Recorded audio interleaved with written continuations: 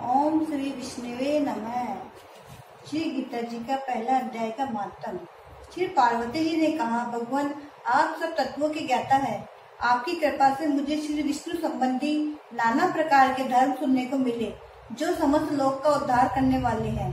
देवेश, अब मैं गीता का महात्म सुनना चाहती हूँ, जिसका श्रवण करने से श्री हरि में भक्ति बढ़ती है। श्री महादेव जी बोले, जिनका श्री विग्रह अलसी के फूल की भांति श्याम वर्ण का है, पक्षीराज गरुड़ ही जिनके वाहन है, जो अपनी महिमा से कभी च्युत नहीं होते तथा शेषनाग की शैया शयन करते हैं, उन भगवान महाविष्णु की हम उपासना करते हैं। एक समय की बात है, मूढ़ दैत्य के नाशक भगवान विष्णु शेषनाग के रमणीय आसन पर सुख पूर्वक विराजमान थे। उस समय समस्त लोगों को आनंद देने वाली भगवती लक्ष्मी ने आदर पूर्वक प्रश्न किया। श्री लक्ष्मी जी ने पूछा, भगवान आप संपूर्ण जगत का पालन करते हुए भी अपने ऐश्वर्य के प्रति उदासीन से होकर जो इस क्षीर सागर में नींद ले रहे हैं, इसका क्या कारण है? श्री भगवान बोले, सुमुखी, मैं नींद नहीं लेता हूँ, अपितु तत्व का अनुसरण करने वाली अंतर्दृष्टि के द्वारा अपने ही माहेश्वर तेज का साक्षात्कार कर रहा हूँ। देवी, यह वही तेज है जिसका योगी पुरुष कुशाग्र बुद्धि के द्वारा अपने अंतःकरण में दर्शन करते हैं तथा जिसे मीमांसक विद्वान वेदों का सार तत्व निश्चित करते हैं। वह माहेश्वर तेज एक अजर प्रकाश स्वरूप आत्म रूप, रोग शोक से रहित, अखंड आनंद का पुंज, निष्पद तथा दैत्य रहित है। इस जगत का जीवन उसी के अधीन है, मैं उसी का अनुभव करता हूँ। देवेश्वरी, यही कारण है कि मैं तुम्हें नींद लेता सा प्रतीत हो रहा हूँ।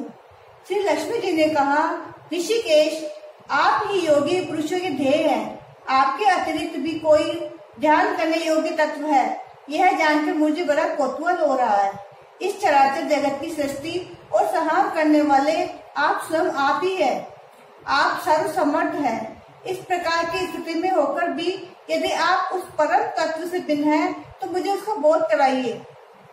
श्री भगवान बोले, प्रिय, आत्मा का स्वरूप दैत्य और अदैत्य से पृथक, भाव और अभाव से मुक्त तथा आदि और अनंत अंत से रहित है। शुद्ध ज्ञान के प्रकाश से उपलब्ध होने वाला तथा परमानंद स्वरूप होने के कारण एकमात्र सुंदर है। वही मेरा ईश्वरीय रूप है। आत्मा का एक तत्व ही सबके द्वारा जानने योग्य है। गीता शास्त्र में इसी का प्रतिपादन हुआ है। अमित तेजस्वी भगवान विष्णु के वचन सुनकर लक्ष्मी देवी ने शंका उपस्थित करते हुए कहा, भगवान, यदि आपका स्वरूप स्वयं परमानंद में है और मन वाणी की पहुंच के बाहर है, तो गीता कैसे उसका बोध कराती है? मेरे इस संदेह का आप निवारण कीजिए। श्री भगवान बोले, सुंदरी, सुनो, मैं गीता में अपनी स्थिति का वर्णन करता हूँ। क्रमशः 5 अध्याय को तुम 5 मुख जानो, 10 अध्यायों को 10 भुजाएं समझो तथा 1 अध्याय को उदर और 2 अध्यायों को दोनों चरण कमल जानो। इस प्रकार ये 18 अध्यायों की वाणीमय ईश्वरीय मूर्ति समझनी चाहिए। यह ज्ञान मात्र से ही महान पातकों का नाश करने वाली है। जो उत्तम बुद्धि वाला पुरुष गीता के 1 या आधे अध्याय का अथवा 1 आधे या चौथाई श्लोक का भी प्रतिदिन अभ्यास करता है, वह शिव शर्मा के समान मुक्त हो जाता है। श्री लक्ष्मी जी ने पूछा, देव, शिव शर्मा कौन था, किस जाति का था और किस कारण से उसकी मुक्ति हुई? श्री भगवान बोले, प्रिय, शिव शर्मा बड़ी खोटी बुद्धि का मनुष्य था। पापियों का तो वह शिरोमणि ही था। उसका जन्म वैदिक ज्ञान से शून्य एवं क्रूरता पूर्ण कर्म करने वाले ब्राह्मणों के कुल में हुआ था। वह न ध्यान करता था, न जप, न होम करता था और न अतिथियों का सत्कार। वह लंपट होने के कारण सदा विषयों के सेवन में ही आसक्त रहता था। हल जोतता और पत्ते बेचकर जीविका चलाता था। उसे मदिरा पीने का व्यसन था तथा वह मांस भी खाया करता था। इस प्रकार उसने अपने जीवन का दीर्घकाल व्यतीत कर दिया। एक दिन मूढ़ बुद्धि शिव शर्मा पत्ते लाने के लिए किसी ऋषि की वाटिका में घूम रहा था। इसी बीच में काल रूपधारी काले सांप ने उसे डस लिया। शिव शर्मा की मृत्यु हो गई। तदंतर वह अनेक नरकों में वहाँ की यातनाएं भोगकर मृत्यु लोक में लौट आया और वहाँ बोझ ढोने वाला बैल हुआ। उस समय किसी पंगु ने अपने जीवन को आराम से व्यतीत करने के लिए उसे खरीद लिया। बैल ने अपनी पीठ पर पंगु का भार ढोते हुए बड़े कष्ट से 7-8 वर्ष बिताए। एक दिन पंगु ने किसी ऊंचे स्थान पर बहुत देर तक बहुत बड़ी तेजी से उसके साथ बैल को घुमाया। इससे वह थककर बड़े वेग से पृथ्वी पर गिरा और मूर्छित हो गया। उस समय वहां कौतूहलवश आकृष्ट हो बहुत से लोग एकत्रित हो गए। उस जन समुदाय में किसी पुण्यात्मक व्यक्ति ने उस बैल का कल्याण करने के लिए उसे अपना पुण्यदान किया। तत्पश्चात कुछ दूसरे लोगों ने भी अपने अपने पुण्य को याद करके उसके लिए दान किया। उस भीड़ में एक वैश्या भी खड़ी थी। उसे अपने पुण्य का पता नहीं था, तो भी उसने उन लोगों की देखा देखी उस बैल के लिए कुछ त्याग किया। तदंतर यमराज के दूत उस मरे हुए प्राणी को पहले यमपुरी में ले गए। वहाँ ये विचार कर कि ये वैश्या के दिए हुए पुण्य से पुण्यवान हो गया है, उसे छोड़ दिया जाए। फिर वह भूलोक में आकर उत्तम कुल और शील वाले ब्राह्मणों के घर में उत्पन्न हुआ। उस समय भी उसे अपने पूर्व जन्म की बातों का स्मरण बना हुआ था। बहुत दिनों के बाद अपने अज्ञान को दूर करने वाले कल्याण तत्व का जिज्ञासु होकर वह उस वैश्य के पास गया और उससे दान देने की बात बतलाते हुए उससे पूछा, तुमने कौन सा पुण्य दान किया था? वैश्य ने उत्तर दिया, वह पिंजरे में बैठा हुआ तोता प्रतिदिन कुछ पढ़ता है, उससे मेरा अंतःकरण पवित्र हो गया है, उसी का पुण्य मैंने तुम्हारे लिए दान किया था। इसके बाद वह दोनों ने तोते से पूछा।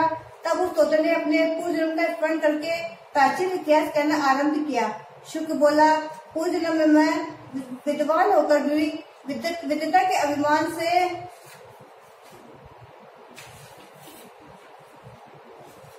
मोहित रहता था।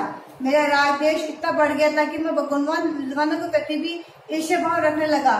फिर समय अनुसार मेरी मृत्यु हो गई और मैं अनेकों घृणित लोकों में भटकता फिरा। उसके बाद इस लोक में आ गया। सदगुरु के अत्यंत निंदा के कारण मैं तोते के कुल में उत्पन्न मेरा जन्म हुआ। पापी होने के कारण छोटी अवस्था में मेरा माता पिता से वियोग हो गया। एक दिन मैं ग्रीष्म ऋतु में तपस्या मार्ग पर पड़ा था। वहाँ से कुछ शेष मुनि मुझे वहाँ उठा लाए और महात्माओं के आश्रम के भीतर एक पिंजरे में उन्होंने मुझे डाल दिया। वहीं मुझे पढ़ाया गया। ऋषियों के बालक बड़े आदर के साथ गीता के प्रथम अध्याय की आवृत्ति करते थे। उन्हीं से मैं सुनकर मैं भी बारम्बार पाठ करने लगा। इसी बीच में एक चोरी करने वाले बहेली ने मुझे वहाँ से चुरा लिया। तत्पश्चात इस देवी ने मुझे खरीद लिया। यही मेरा वृतांत है जिसे मैंने आप लोगों से बता दिया। पूर्व काल में मैंने इस प्रथम अध्याय का अभ्यास किया था, जिससे मैंने अपने पाप को दूर किया है। फिर उसी से इस वैश्य का भी अंतःकरण शुद्ध हुआ है और उसी के पुण्य से ये दिव्य श्रेष्ठ सुषमा भी पाप मुक्त हुए हैं। इस प्रकार परस्पर वार्तालाप और गीता के प्रथम अध्याय के माध्यम से प्रशंसा करके वे तीनों निरंतर अपने अपने घर पर गीता का अभ्यास करने लगे। फिर ज्ञान प्राप्त करके वे मुक्त हो गए। इसीलिए जो गीता के प्रथम अध्याय को पढ़ता है, सुनता और अभ्यास करता है, उसे इस भवसागर को पार करने में कोई कठिनाई नहीं होती। जय श्री कृष्णा। ओम श्री विष्णुवे नमः। श्री कृष्ण गोविंद हरे मुरारी, हे नाथ नारायण वासुदेव। श्री कृष्ण गोविंद हरे मुरारी, हे नाथ नारायण वासुदेव। हे नाथ नारायण वासुदेव, हे नाथ नारायण वासुदेव। श्री कृष्ण गोविंद हरे मुरारी, हे नाथ नारायण वासुदेव। श्री कृष्ण गोविंद हरे मुरारी, हे नाथ नारायण वासुदेव। हे नाथ नारायण वासुदेव, हे नाथ नारायण वासुदेव। श्री कृष्ण गोविंद हरे मुरारी, हे नाथ नारायण वासुदेव। जय श्री कृष्ण। भगवान विष्णु के 16 ऐसे नाम हैं जिन्हें कुछ खास परिस्थिति में जपने से जातकों को कई लाभ प्राप्त होते हैं। आइए जानते हैं भगवान विष्णु के 16 नामों को किन किन परिस्थितियों में जपना चाहिए। दवाई लेते समय जपें विष्णु, भोजन करते समय जपें जनार्दन, सोते समय जपें पद्मनाभ, शादी विवाह के समय जपें प्रजापति, युद्ध के समय चक्रधर, यात्रा के समय जपें त्रिविक्रम, शरीर त्यागते समय जपें नारायण, पत्नी के साथ जपें श्रीधर, नींद में बुरे स्वप्न आते समय जपें गोविंद, संकट के समय जपें मधुसूदन, जंगल में संकट के समय जपें नृसिंह, अग्नि के संकट के समय जपें जलाशी, जल में संकट के समय जपें वारा, पहाड़ पर संकट के समय जपें रघुनंदन, गमन करते समय जपें वामन, अन्य सभी शेष कार्य करते समय जपें माधव। इस संबंध में शास्त्रों में यह श्लोक भी मिलता है।